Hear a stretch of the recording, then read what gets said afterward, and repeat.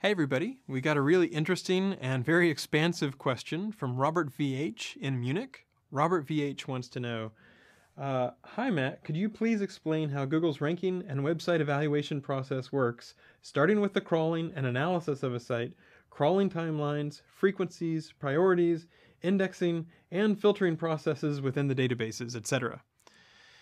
Okay, so that's basically just like, tell me everything about Google, right? That's a really expansive question. It covers a lot of different ground.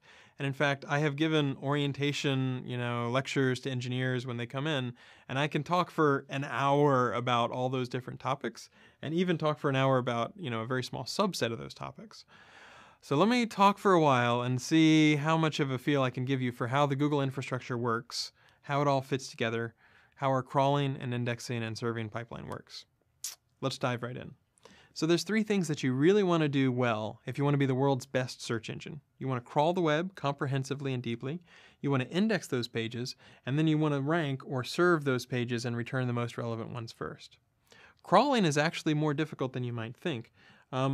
Whenever Google started, whenever I joined back in 2000, we didn't manage to crawl the web for something like 3 or 4 months, and we had to have a war room.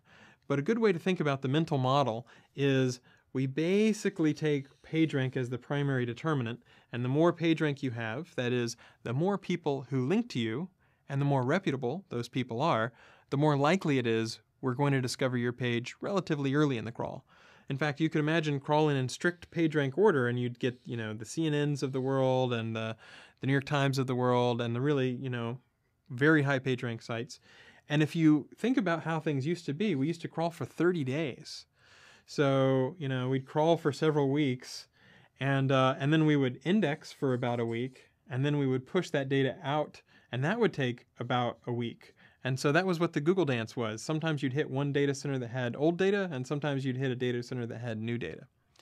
Now there's various interesting tricks that you can do. For example, after you've crawled for 30 days, you can imagine re-crawling the high PageRank guys so you can see if there's anything new or important that's hit on the CNN homepage. But for the most part, this is not fantastic, right? Because if you're trying to crawl the web and it takes you 30 days, you're going to be out of date. So eventually in like 2003, I believe, we switched as part of an update called Update Fritz to crawling a fairly interesting, significant chunk of the web every day. And so if you imagine breaking the web into a certain number of segments, you could imagine crawling that part of the web and refreshing it every night. And so at any given point, your index, your main base index, would only be so out of date, because then you'd loop back around and you'd refresh that. And that works very, very well. Instead of waiting for everything to finish, you're incrementally updating your index. And we've gotten even better over time. So at this point, we can get very, very fresh. Anytime we see updates, we can usually find them very quickly. And in the old days, you would have not just a main or a base index, but you could have what were called supplemental results, or the supplemental index. And that was something that we wouldn't crawl and refresh quite as often, but it was a lot more documents. And so you could almost imagine, having really fresh content, sort of a layer of our main index, and then, more documents that are not refreshed quite as often, but there's a lot more of them. So that's just a little bit about the crawl and how to crawl comprehensively. What you do then is you pass things around, and you basically say, okay, I have crawled a large fraction of the web, and within that web, you have, for example, one document. And indexing is basically taking things in word order. Let's just work through an example. Suppose you say Katy Perry, right? In a document, Katy Perry appears right next to each other. But what you want in an index is which documents does the word Katy appear in, and which documents does the word Perry appear in. So you might say Katy appears in documents 1 and 2 and 89 and 555 and 789. And Perry might appear in documents number 2 and 8 and 73 and 555 and 1000. And so the whole process of doing the index is reversing, so that instead of having the documents in word order, you have the words and they have it in document order. So it's okay, these are all the documents that a word appears in. Now when someone comes to Google and they type in Katy Perry, You want to say, okay, what documents might match Katy Perry? Well, document 1 has Katy, but it doesn't have Perry, so it's out. Document number 2 has both Katy and Perry, so that's a possibility. Document 8 has Perry but not Katy. 89 and 73 are out because they don't have the right combination of words. 555 has both Katy and Perry, and then these two are also out. And so when someone comes to Google and they type in Chicken Little, Britney Spears, Matt Cutts, Katy Perry, whatever it is, we find the documents that we believe have those words, either on the page or maybe in backlinks in anchor text pointing to that document. Once you've done what's called document selection, you try to figure out how should you rank those.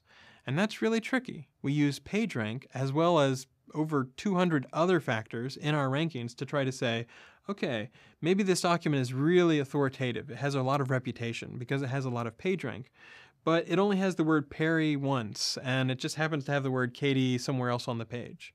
Whereas here's a document that has the word Katy and Perry right next to each other, so there's proximity, and it's got a lot of reputation. It's got a lot of links pointing to it.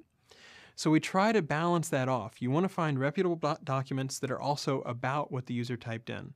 And that's kind of the secret sauce, trying to figure out a way to combine those 200 different ranking signals in order to find the most relevant document. So at any given time, hundreds of millions of times a day, someone comes to Google, we try to find the closest data center to them, they type in something like Katy Perry, we send that query out to hundreds of different machines all at once, which look through their little tiny fraction of the web that we've indexed, and we find, okay, these are the documents that we think best match. All those machines return their matches, and we sort of say, okay, what's the creme de la creme? What's the needle in the haystack? What's the best page that matches this query across our entire index? And then we take that page and we try to show it with a useful snippet. So you show the keywords in the context of the document, and you get it all back in under half a second. So that's probably about as long as we can go on without straining YouTube, but that just gives you a little bit of a feel about how the crawling system works, how we index documents, how things get returned in under half a second through that massive parallelization. I hope that helps, and if you want to know more, there's a whole bunch of articles and academic papers about Google and PageRank and how Google works, but you can also apply to, there's jobs at google.com, I think, or google.com/jobs if you're interested in learning a lot more about how search engines work. Okay, thanks very much.